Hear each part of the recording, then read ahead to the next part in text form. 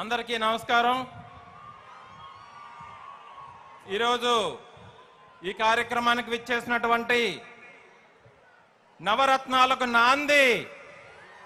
ప్రజా సంక్షేమానికి పునాది, ఆంధ్రప్రదేశ్ రథసారథైనటువంటి మన ప్రియతమ ముఖ్యమంత్రి వైఎస్ జగన్మోహన్ రెడ్డి గారికి ధన్యవాదాలతో స్వాగతం పలుకుతూ వేదికను అలంకరించిన పెద్దలందరికీ, వేదిక ముందున్నటువంటి వైఎస్ఆర్ కాంగ్రెస్ పార్టీ కుటుంబ సభ్యులందరికీ ధన్యవాదాలు। ఈరోజు జగన్మోహన్ రెడ్డి గారికి మేమంతా సిద్ధం అని స్వాగతం పలకడానికి వచ్చినటువంటి అనకాపల్లి జిల్లా ప్రజలందరికీ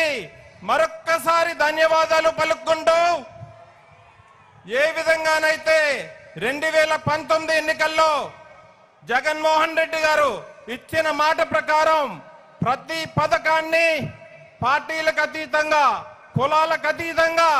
ప్రతి పేద మధ్య తరగతి కుటుంబానికి పథకాలు అందించారో, అదే విధంగా ఈ పథకాలన్నీ ప్రతి కుటుంబానికి అందే విధంగా వాలంటీర్లను ఏర్పాటు చేసి, సచివాలయాలను ఏర్పాటు చేసి పేద ప్రజలు ఇబ్బందులు పడకుండా ఉండాలని ప్రతి పథకాన్ని వాళ్ళ కుటుంబాలకి చేర్చినటువంటి జగన్మోహన్ రెడ్డి గారిని మరొక్కసారి 2024లో వన్స్ మోర్ జగనన్న అని కృతజ్ఞతగా మే 13వ తారీఖున జరిగే ఎన్నికల్లో ఫ్యాన్ గుర్తుకు ఓటేసి జగనన్న మీ అందరికీ మేము తోడు ఉన్నామని చెప్పడానికి వచ్చినటువంటి మీ అందరికీ కృతజ్ఞతలు తెలుపుకుంటూ,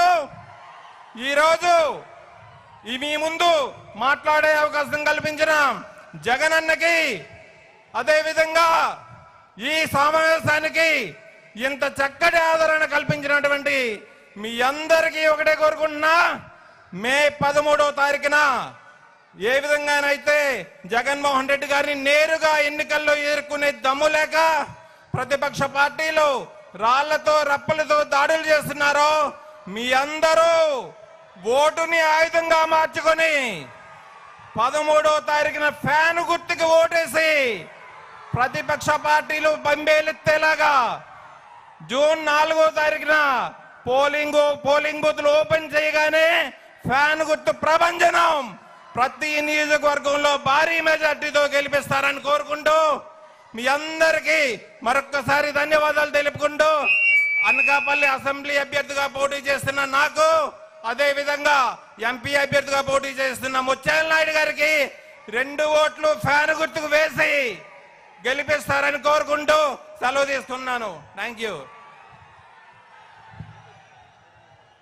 ఆంధ్ర రాష్ట్ర ప్రజల ఆరాధ్య దైవం